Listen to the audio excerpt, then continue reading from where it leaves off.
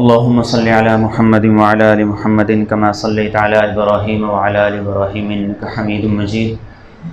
اللهم بارك على محمد وعلى آل محمد كما باركت على إبراهيم وعلى آل إبراهيم إنك حميد مجيد. اس کائنات کی سب سے قیمتی دولت، سب سے قیمتی سرمایہ اور سب سے اعلیٰ پروڈکٹ ایمان ہے. جب سے کائنات بنی ہے تب سے اب تک اس کائنات میں اگر کوئی چیز اللہ سبحانہ و تعالیٰ کے ہاں ویلیو رکھتی ہے، قدر رکھتی ہے، تو وہ ایمان. ایمان سے بڑھ کر اس کائنات میں کوئی چیز نہیں. اور پھر اس کی اتنی قدر ہے، اتنی وقت ہے، اتنی ویلیو ہے، لیکن اس کے ساتھ یہ اس دنیا میں تھوڑی ہے اور تھوڑے لوگوں کے پاس ہے. آج بھی آپ دیکھیے دنیا کی 7-8 ارب آبادی میں اکثریت غیر مسلموں کی، سب سے زیادہ عیسائی ہیں، پھر دوسرے نمبر پہ مسلمان ہیں اور دنیا کی اور آبادی ہے.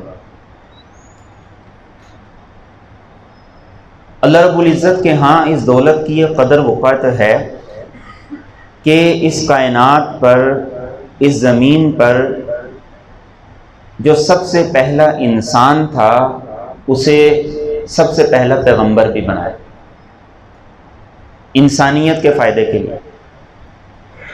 وہ تو جنت سے آ رہے تھے اور اللہ کی نعمتوں کی بہاریں، اللہ کی بڑی بڑی نشانیاں ان کا مشاہدہ کر کے آ رہے تھے. لیکن یہ انسانیت کو پیغام تھا کہ اس دنیا کی سب سے بڑی اگر کوئی نعمت قدر ہے تو وہ ایمان ہے، جس کے تحفظ کے لیے میں انسان تو زمین پہ اتار رہا ہوں لیکن اس کو پیغمبر بنا کے اتار رہا ہوں تاکہ وہ دوسروں کی رہنمائی کرے، تاکہ وہ یہ فریضہ سر انجام دے کہ کوئی آدمی اگر ماحول کی وجہ سے، معاشرے کی وجہ سے اور شیطان کے جال میں آ کے کسی بھی ذریعے سے راہ راست سے بھٹکنا چاہے تو پیغمبر کیا کرے؟ پیغمبر اس کی اصلاح کی کوشش کرے. اور یہ سلسلہ اللہ رب العزت نے چلایا اللہ کے رسول صلی اللہ علیہ وسلم تک، جو آخری پیغمبر ہیں، خاتم النبیین ہیں، ان تک. کس لیے؟ کہ اللہ کو اپنے بندوں کی 70 ماؤں سے زیادہ فکر ہے. اس لیے وہ یہ چاہتا ہے کہ کوئی بھی بندہ ایسا نہ ہو کہ جو ناکام ہو جائے، فیل ہو جائے. اسے فیل ہونے سے بچانے کے لیے پھر پیغمبروں کو اللہ نے جو حوصلہ دیا، پیغمبروں کو جو اللہ رب العزت نے ہمدردی دی، وہ کسی اور کے پاس نہیں تھا. اب نوح علیہ السلام کا حوصلہ آپ تصور کیجئے، 950 سال، یہ قرآن کا بتایا ہوا فگر ہے. 950 سال لوگوں کے پیچھے جا رہے ہیں، لوگوں کو کہہ رہے ہیں، سمجھا رہے ہیں، انفرادی طور پر بھی، اجتماعی طور پر بھی، اکیلے بھی، مجلسوں میں بھی، محفلوں میں بھی، جگہ جگہ جاتے. کوئی سننے کو تیار نہیں، پھر بھی جا رہے ہیں. لوگ دیکھ کے پتلی گلی سے نکل جاتے ہیں، پھر بھی پیچھے ہیں. لوگ دیکھ کے باتیں کر رہے ہیں، پھر بھی پیچھے ہیں. لوگ تانے دے رہے ہیں، پھر بھی پیچھے ہیں. اور کوئی اس کا نتیجہ بھی سامنے نہیں آ رہا. 950 سال میں 80-82 لوگ مسلمان ہوئے، نتیجہ بھی کوئی سامنے نہیں آ رہا. لیکن میں بتا رہا ہوں کہ اللہ رب العزت کو انسانیت کی کامیابی اتنی عزیز ہے، اتنی عزیز ہے کہ پیغمبروں کو اتنا بڑا حوصلہ عطا کر دیا کہ پیغمبر پیچھے پیچھے ہیں. 1-2 دن کی بات نہیں ہے، 1-2 سالوں کی بات نہیں ہے. ہم اپنے ماں باپ کو دیکھیں، ان میں کتنا حوصلہ ہوتا ہے. چوتھے دن باپ کہتا ہے دفع ہو، ماننی تو مان، نہیں تو نہ مان. ماں کہتی بڑا سمجھا لیا، ٹھیک ہے مانتا ہے تو ٹھیک ہے، اس کا فائدہ نہیں تو نہ سے. جس ماں نے جنم دیا ہے، جس باپ نے دعائیں کر کر کے اللہ سے مانگا ہے، وہ بھی ہاتھ کھڑے کر دیتے ہیں 1-2 دن کے بعد. انبیاء کا یہ حوصلہ ہوتا تھا کہ اللہ ان کو یہ حوصلہ عطا کرتے تھے کہ وہ در بدر پیچھے پیچھے ہوتے تھے. کس لیے؟ کہ جو ہم دے رہے ہیں نا، اس کی بڑی قدر ہے، اس کی بڑی ویلیو ہے، کاش کہ تمہیں پتہ چل جائے. لیکن انسان بس کبھی برادری کے پیچھے، کبھی سوسائٹی کے پیچھے، کبھی رسم و رواج کے پیچھے، کبھی کاروبار کے نام پہ، کبھی اولاد کے نام پہ اپنے آپ کو دھوکہ ہی دے کر کسی نہ کسی طریقے سے. پیغمبر یہی سمجھاتے ہیں کہ نہیں، یہ کچھ نہیں. اور ایمان کی یہ قدر ویلیو ہے اللہ کے نزدیک. صحابہ کرام سے کہا کہ ایمان کا تحفظ نہیں ہو رہا، مشکلات ہیں، نماز نہیں پڑھنے دی جا رہی، آزادی نہیں ہے، خانہ کعبہ کو چھوڑ کے نکل جاؤ. خانہ کعبہ سے زیادہ معزز، محترم اور اس سے زیادہ شرف اور فضیلت اور عظمت والی اس دنیا میں کوئی جگہ نہیں. لیکن اگر وہاں ایمان نہیں بچتا تو اللہ نے کہا کہ نکلو ادھر سے. یا اللہ جائیں کدھر جائیں؟ اللہ نے کہا بڑی کشادہ زمین ہے میری، جدھر مرضی جاؤ. حبشہ کی طرف پہلی ہجرت ہوئی. آج ہمارے نوجوان چوری چھپے سرحدوں کو کراس کرتے ہوئے ڈوب کے مر رہے ہیں کہ نہیں مر رہے؟ کس لیے؟ 4 پیسے کے لیے. کوئی فیوچر نہیں، کچھ سامنے نہیں، لیکن اپنے آپ کو موت کے منہ میں ڈال رہے ہیں اور مسلسل مرتے چلے جا رہے ہیں. صحابہ کی ہجرت تھی حبشہ کی طرف، ایتھوپیا کی طرف. آج بھی دنیا کے جو ممالک ہیں ان میں کوئی قابل قدر نام نہیں ہے، لیکن کہا نکلو. صحابہ نکلے. میرے پیغمبر صلی اللہ علیہ وسلم کے داماد عثمان ذو النورین جیسے، جس جیسا مالدار پیسے والا کوئی نہیں، اپنی رفیقہ حیات پیغمبر کی صاحبزادی سیدہ رقیہ رضی اللہ تعالیٰ عنہ کو لے کے نکلے.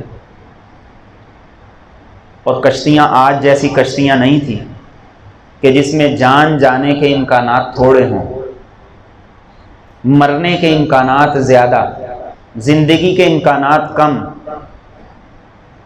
لیکن کہا نکلو. آگے کہاں جانا ہے؟ کوئی ریسٹورنٹ بک ہے، رشتہ دار ہے، فیملی ہے، سنبھالنے والا ہے، کوئی چچا ہے، تایا ہے، کزن ہے، نہیں، کچھ بھی نہیں. جہاں جا رہے ہیں بڑا ترقی یافتہ ملک ہے، جو آج تک ترقی یافتہ نہیں ہوا، اس وقت کیا حال ہوگا؟ کھانے کو ملے گا، روزگار ملے گا، کچھ نہیں پتہ. لیکن کہا کہ ایمان کا تحفظ اتنا عزیز ہے، اتنا عزیز ہے کہ پیغمبر کے داماد بھی جا رہے ہیں، پیغمبر کی بیٹی بھی جا رہی ہے، اور مسلمان ہجرت کر کے جا رہے ہیں. اور آگے جہاں جا رہے ہیں وہ ہے بھی غیر مسلم، مسلمان نہیں. وہاں بھی جا کے کوئی پتہ نہیں کہ رہنے دیا جائے گا یا نہیں رہنے دیا جائے گا، لیکن کہا نکلو. پہلی ہجرت ہوگی. پھر بھی حالات نہیں ٹھیک ہوئے، حالات اور زیادہ ٹائٹ ہو گئے، تو کہا دوسری ہجرت کرو. حبشہ کی طرف دوسری ہجرت ہوگی. پھر بھی حالات نہیں ٹھیک ہوئے. سن 11 ہجری میں اللہ کے رسول صلی اللہ علیہ وسلم کو محنت کرتے کرتے 11 سال ہو گئے. کوئی راستہ بنتا نظر نہیں آ رہا.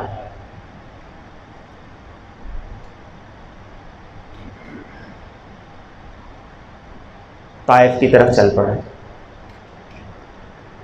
سوچا تھا کہ وہاں جاؤں گا، بات کروں گا، ہو سکتا ہے کہ وہ لوگ مان لیں.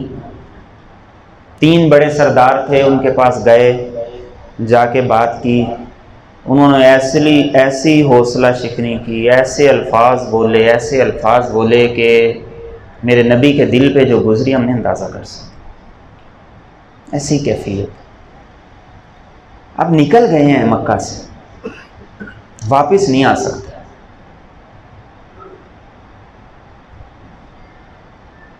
یہ ہیں جن کے لیے کل کائنات بنائی گئی، جن کے صدقے وسیلے سے ہم کھا رہے ہیں، ہماری عزتیں، ہماری دستاریں، ہماری چودراہٹیں، یہ اس نبی کے طفیل ہیں جو وہاں گئے ہیں کہ شاید یہ مرکز بن جائے۔ اور صرف اتنا نہیں، تشدد کیا بے انتہا۔ لیکن اس سب کے بعد میرے نبی کو ایک اور واسطے سے اللہ نے سبب پیدا کیا۔ ایک آدمی نے ضمانت دی سید کونین کی کہ میں ضمانت دیتا ہوں، انہیں مکہ میں دوبارہ داخلے کی اجازت دیجیے۔ آگے حالات نہیں بدلے، حالات نہیں پلٹے۔ اب آپ کو ہجرت کا حکم ہوا، رات کو نکل رہے ہیں اپنی جان بچا کے، تھوڑا سا سامان اٹھا کے، 450 کلومیٹر کا سفر، مکہ سے مدینہ 450 کلومیٹر کا سفر۔ آدھا پیدل آدھا سواری، کھانے کو کچھ پاس نہیں، زندگی کا پتہ کوئی نہیں، دشمن پیچھے لگے ہوئے ہیں، کھوجی لگے ہوئے ہیں، 100 اونٹ انعام ہے۔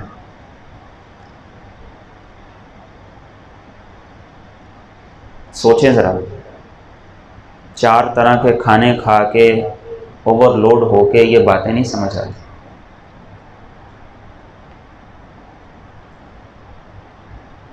آج ہم یہی سفر جی ایم سی میں بیٹھ کے کرتے ہیں نا، تو اللہ کی قسم اپنے نبی کو یاد کیا، پیدل جا رہے ہیں، سامان اپنا اٹھایا ہوا ہے، کچھ نہیں۔ آج کوئی سوچتا ہی نہیں، حوصلہ ہی نہیں کرتا ہے۔ لوگ کہتے ہیں کہ بس سارا دن لگا دیتی ہے، ٹرین کی ٹکٹ پکڑو مدینہ پاک پہنچ جاؤ، اور مارنے والے، قتل کرنے والے سر تک بھی پہنچ گئے۔ لیکن اللہ کیا بتانا چاہ رہے ہیں کہ ایمان ایسی قیمتی چیز ہے کہ دیکھو تمہارے نبی اپنا سامان اٹھا کے جائے۔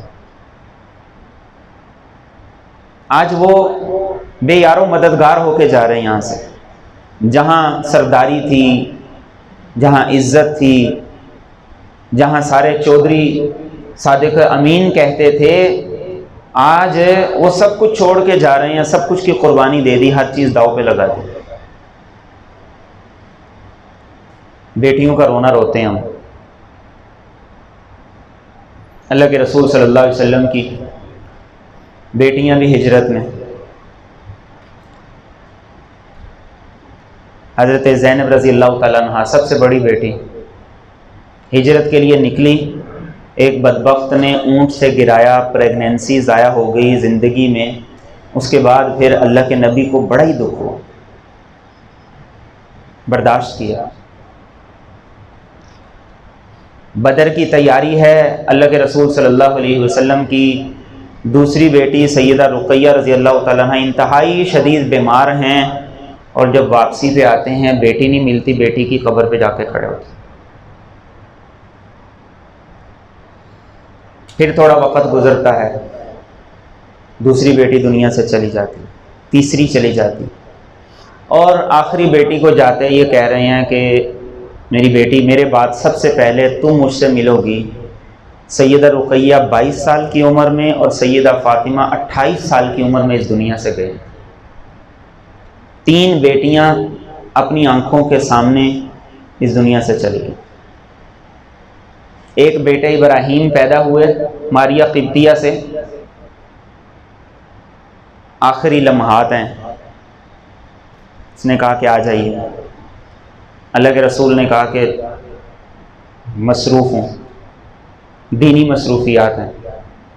قسم دے کر کہا آ جائیے. اللہ کے رسول صلی اللہ علیہ وسلم نے جب ہاتھ میں اٹھایا تو اس کی روح نکل رہی تھی، آپ کی آنکھوں سے آنسو.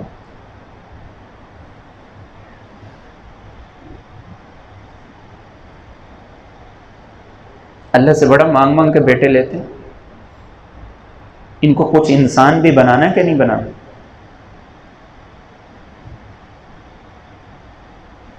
ان کی یہ پرواہ کرنی ہے یا نہیں کرنی کہ یہ حلال کما رہے ہیں حرام کما رہے ہیں؟ پوچھیں اپنے بیٹوں سے، کتنے بیٹے ایسے ہیں جنہوں نے آئی ڈی اے میں پیسے لگائے ہیں؟ پوچھا کبھی؟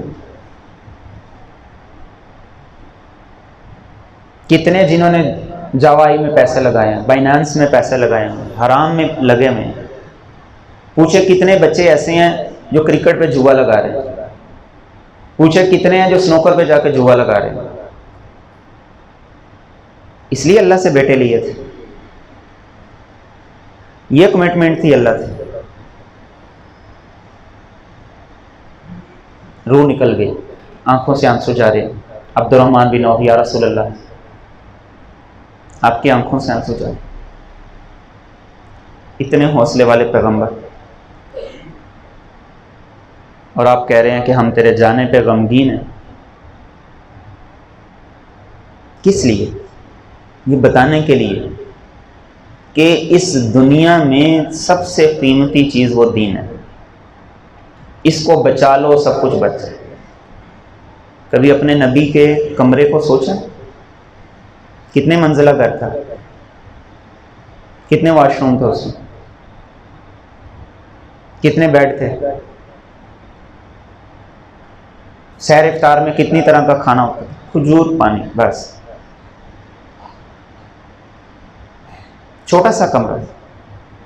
اتنا ہوتا تھا کہ جائے نماز بچھا کے جب اللہ کے رسول صلی اللہ علیہ وسلم تہجد پڑھتے تھے، سجدے میں جاتے تھے تو سیدہ عائشہ کے پاؤں پہ ہاتھ لگاتے، وہ پاؤں سمیٹ لیتی، آپ سجدہ کر لیتے.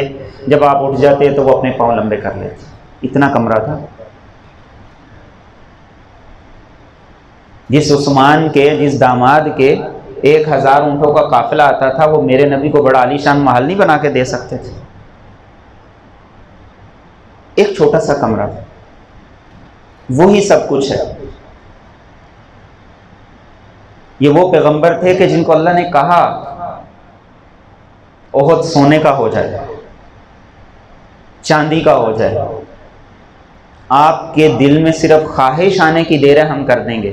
اللہ کے رسول نے کہا کہ نہیں، ایک دن روزہ رکھوں گا شکر کروں گا، ایک دن کھانا کھا لوں گا، ایک دن روزہ رکھوں گا صبر کروں گا، ایک دن کھانا کھا لوں گا شکر کروں گا، بس اسی میں خوش رہوں، مجھے نہیں ضرورت.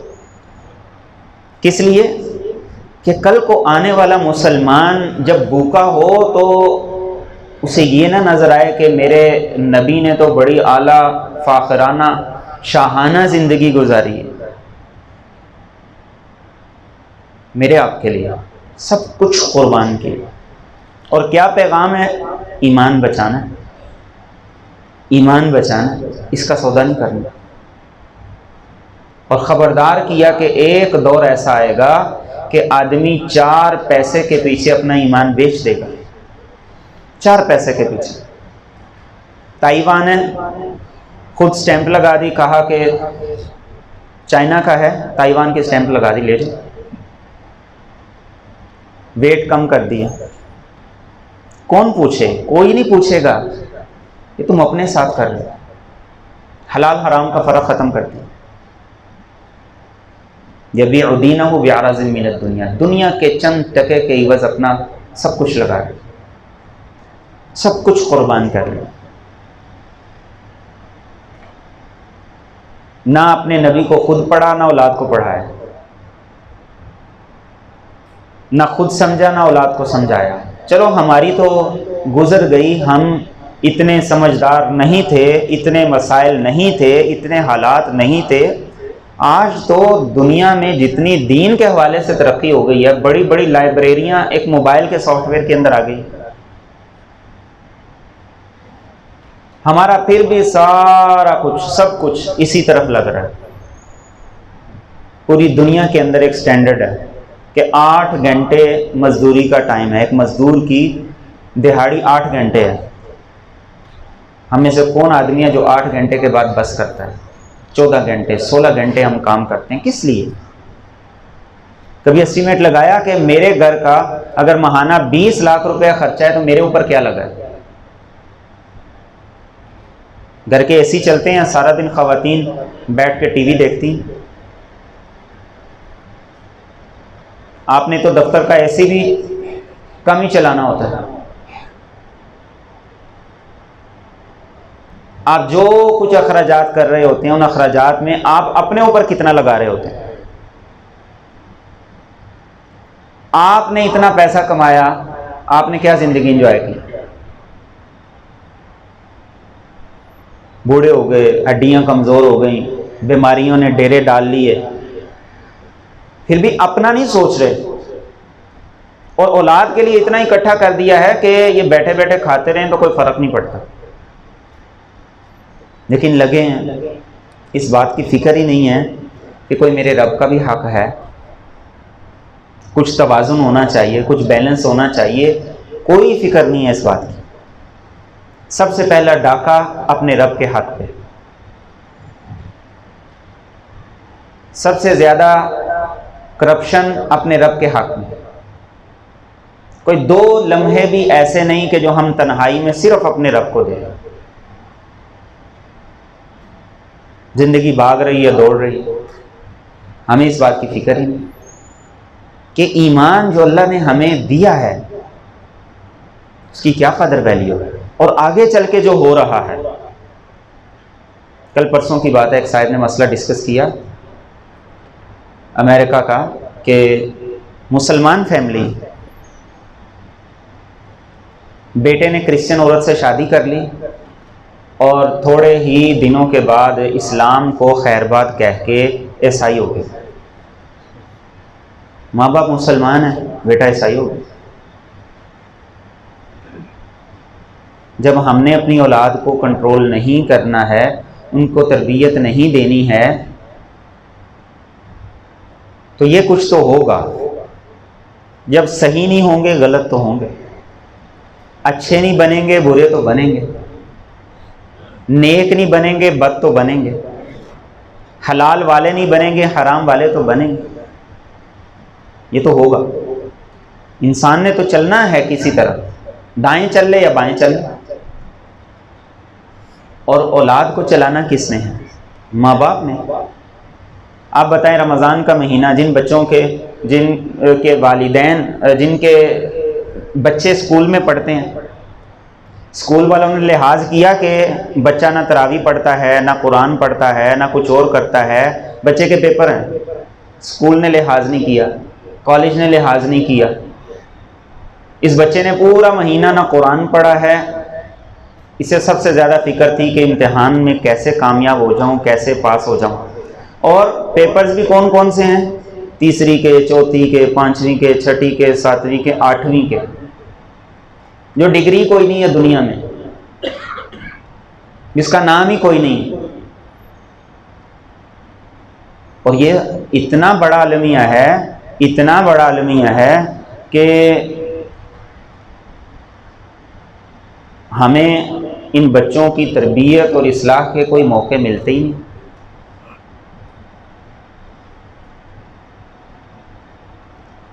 تو جو گھر سے تربیت نہیں لے گا اس نوکر سے جا کے تو لے کے آئے گا نا.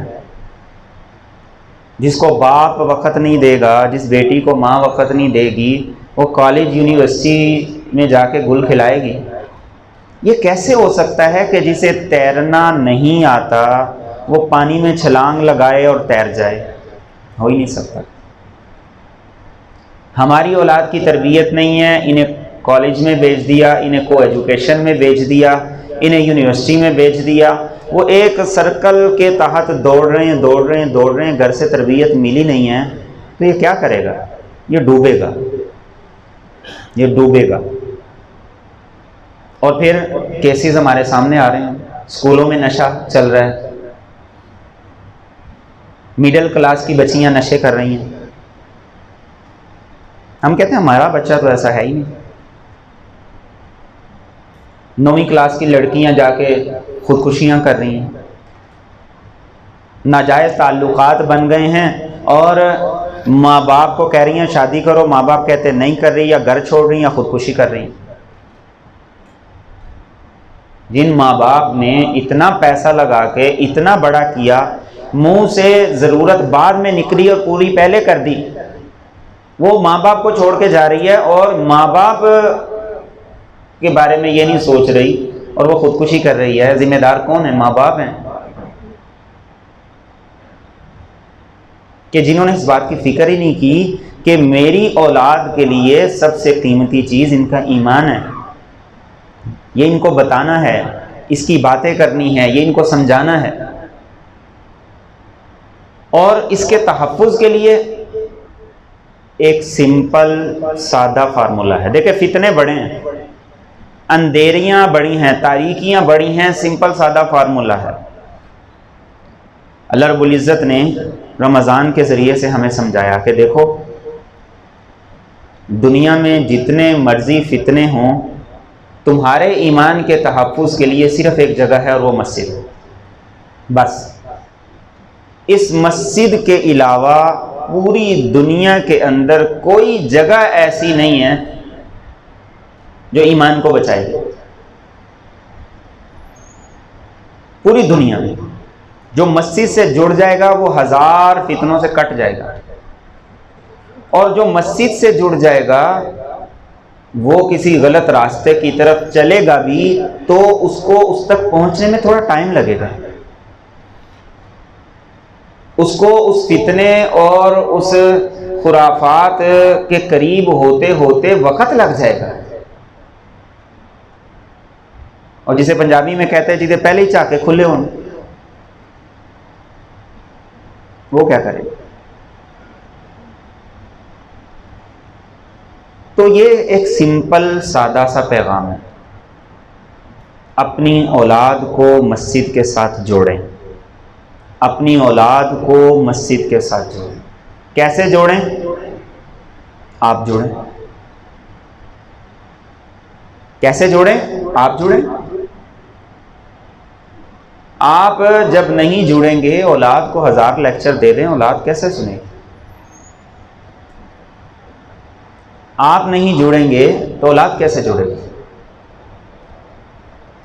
اللہ کے رسول صلی اللہ علیہ وسلم نے یہ بات ارشاد فرمائی ہے کہ قیامت کے جو قریب کے زمانے ہوں گے، بالکل آخری زمانے ہوں گے، ان زمانوں میں اتنے فتنے ہوں گے کہ ایسا لگے گا کہ جیسے کوئی تسبیح ٹوٹ گئی ہے اور دانے گر رہے ہیں، بارش کے قطروں کی طرح.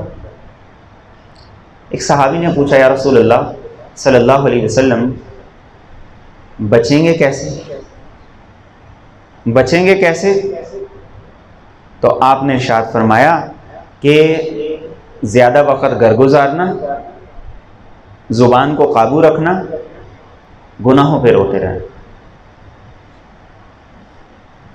اب یہ گناہوں پہ رونے کی جو کیفیت ہے یہ مسجد سے ملتی ہے. تو یہ پیغام ہے رمضان کا بھی، میرے رب کا بھی، میرے نبی کا بھی. خود بھی مسجد سے جڑو، اولاد کو بھی جڑو، ان کی نمازوں کے لیے فکر مند ہو جاؤ. قوا انفسکم واہلیکم نارا، قوا انفسکم واہلیکم نارا، اپنے آپ کو بھی بچاؤ، اپنی اولاد کو بھی بچاؤ. تم ان کو نیک بنا جاؤ، ان کا فیوچر ان کا رب سنوار دے گا. اور اگر تم نے ان کی نیکی کی فکر نہ کی تو تم جتنا مرضی چھوڑ کے جاؤ، یہ نشے میں لگے گا، یہ جوا کھیلے گا، یہ سب کچھ کر لے گا، یہاں تک کہ ماں باپ کو بھی بھول جائے گا. اس کا فیوچر تباہ ہے. پیسے سے فیوچر نہیں بنتا. ماں باپ کی نیکی سے اللہ تھامتے ہیں، اولاد کی نیکی پر اللہ تھامتے ہیں. ان تکونوا صالحین فإنہ کان للأوابین غفورا. تو اللہ کا واسطہ ہے پہلے مرحلے پہ اپنی اولاد کو نماز سے جوڑیں، اپنی اولاد کو مسجد سے جوڑیں. پھر اگلے مرحلے میں جب مسجد سے جڑیں گے پھر قرآن سے بھی کچھ جڑ جائیں گے، پھر اپنے نبی سے بھی جڑ جائیں گے، پھر باقی معاملات زندگی بھی ہوں گے. لیکن اگر اس میں ہم نے کوتاہی کی تو آپ یقین جانیے کل قیامت کے دن سب سے پہلے ہمارا گریبان ہماری اولاد پکڑے گی. ربنا انا اطعنا سادتنا و کبراءنا، قرآن کی آیت ہے سورہ احزاب کی. یہ کہیں گے کہ اللہ ہم تو اپنے بڑوں کے پیچھے تھے، انہوں نے جو بنایا بن گئے، جس طرف لگایا لگ گئے. اور کیا کریں گے، کیا کہیں گے؟ اولاد کہے گی آتہم ضعفین من العذاب، اے اللہ ان کو دگنی سزا ہونی چاہیے، میری بھی ان کی بھی، میری تباہی بربادی کی بھی ان کی تباہی بربادی کی بھی. وَلْعَنْهُمْ لَعْنًا كَبِيرًا، اور اے اللہ تو ان پر اتنی لعنت برسا کہ برستی ہی رہے، ختم نہ ہو. تو کل اگر قیامت کے دن خدا نہ خواستہ اولاد نے ہمارا گریبان پکڑ لیا کیا ہوگا؟ تو ہماری ذمہ داری ہے. بڑا آسان ہے، بڑا ہی آسان ہے، بہت ہی آسان ہے مسجد میں آنا، مسجد سے جڑنا. اور اللہ نے جوڑ دیے، جوڑا تو بیٹھے ہیں، نہ چاہتے ہوئے جوڑ دیے. ہم تو آزاد تھے، آوارہ تھے، آنا نہیں چاہتے تھے، اس نے ایسا ماحول بنا دیا کہ جڑ گئے. تو جب جڑ گئے ہیں اس کی قدر کر لیں، اس کی قدر کر لیں. یہ میرے آپ کے لیے بھی اور میرے آپ کی اولاد کے لیے بھی بہترین ہو جائے. اور اگر اس سے نہ جڑے تو دنیا کی بھی تباہی بربادی ہے، آخرت کی بھی تباہی بربادی ہے. اللہ مجھے اور آپ کو صحیح فہم اور عمل کی توفیق عطا فرمائے، کہنا سننا قبول فرمائے، عمل کی توفیق عطا فرمائے.